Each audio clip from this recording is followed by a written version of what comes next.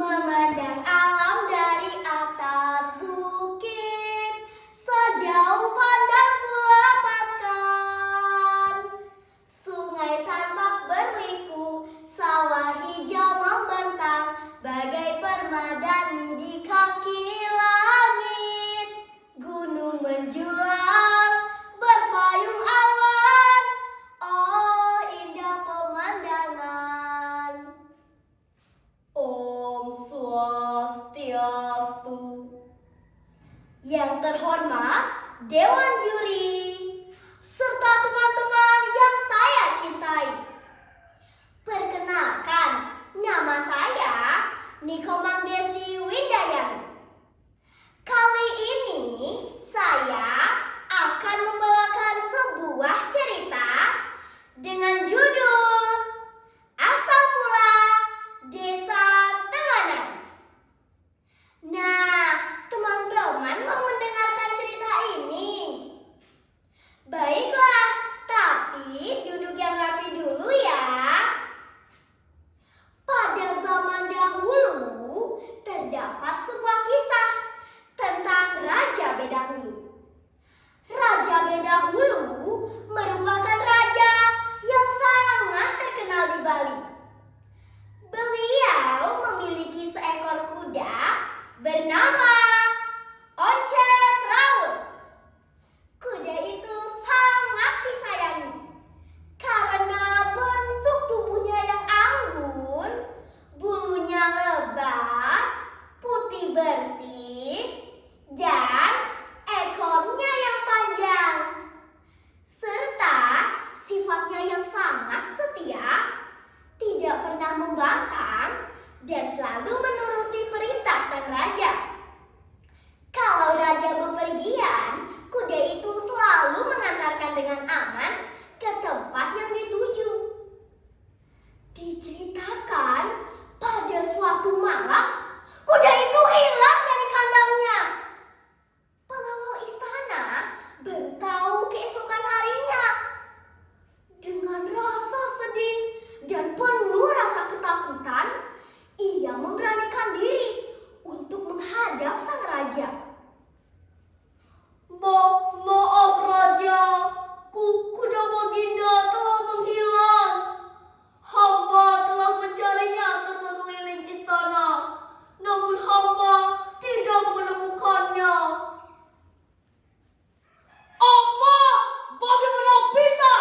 Cepat cari kuda itu sekarang. Raja pun memerintahkan para prajurit untuk mencari kuda itu. Namun kuda tidak ditemukan. Dengan rasa sedih, raja memerintahkan untuk mencari kuda itu sekali lagi. Kuperintahkan kepada seluruh rakyatku agar mencari kudaku yang hilang. Jika seseorang menemukan kudaku dalam keadaan hidup, akan kuangkat menjadi wakil menteriku. Jika seseorang menemukan kudaku dalam keadaan mati, akan kuberi dia tanah seluas bau bangkai kuda yang masih dapat tercium. Rakyat pun beramai-ramai mencari kuda itu. Ada yang mencarinya ke arah barat, ke arah timur, ke arah selatan, dan utara. Berbulan-bulan mereka mencari, namun sia-sia. Lama-kelamaan terdengar berita dari penduduk desa yang mencari ke arah timur. Seorang penduduk desa bernama Tunjung Biru. Ia berasal dari desa Peneges dan menemukan kuda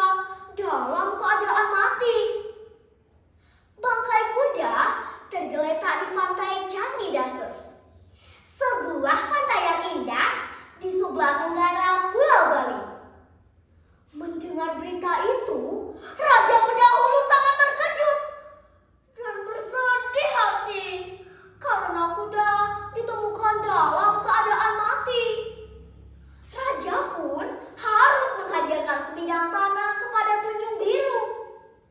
Lalu raja memerintahkan seorang menteri untuk menemui Tunjung Biru dan memberinya hadiah atas penemuan bangkai kuda Once Serawung. Temuilah segera Tunjung Biru dan berikanlah dia tanah sebatas bau bangkai kuda yang masih dapat tercium, titah sang raja. Baiklah Baginda, hamba akan laksanakan perintah Baginda. Tunjung Biru yang sudah mengetahui sayembara itu pun bersiasat. Bagaimana ya caranya agar aku mendapatkan tanah yang luas? Aku dengar luas tanahnya diukur melalui bau bangkai kuda yang masih dapat tercium. Aha, aku punya ide. Aku selipkan saja tulang kuda ini di lipatan sarungku. Dengan begitu, pasti bau bangkainya akan tetap tercium dan aku mendapatkan tanah yang luas. Tunjung Biru segera mengambil tulang kuda itu dan menyelipkannya di lipatan sarungnya. Bau sekali. Bagaimana bisa aku menyelipkannya di lipatan sarungku? Tapi tidak apa-apa demi tanah yang luas. Beberapa saat kemudian, datanglah menteri utusan raja.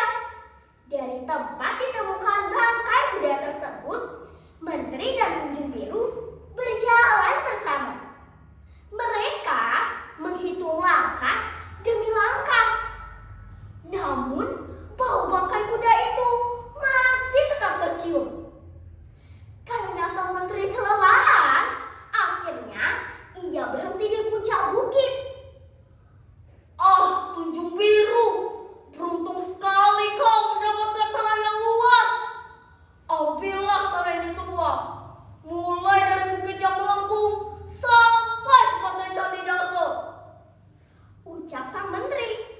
Tunjung Biru mendapatkan tanah yang sangat luas. Bersama keluarganya, ia membangun rumah di tepi pantai. Namun, kebahagiaannya tidak berlangsung lama. Karena rumahnya hancur diterjang gelombang yang sangat ganas. Akhirnya, mereka pun pindah Natengahan. Natengahan berarti bergerak agak ke dalam dari pinggir pantai, tepatnya di tengah-tengah bukit yang melengkung. Konon, kata Natengahan lambat laun dijadikan nama sebuah desa. Desa itulah yang dikenal dengan nama Desa Tenganan. Sebuah desa yang indah dengan pemandangannya yang sangat mempesona serta adat istiadatnya.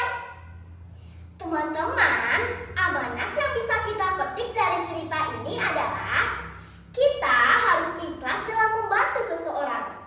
Maksudnya adalah kita tidak boleh terlalu berharap mendapat imbalan dari bantuan yang kita berikan.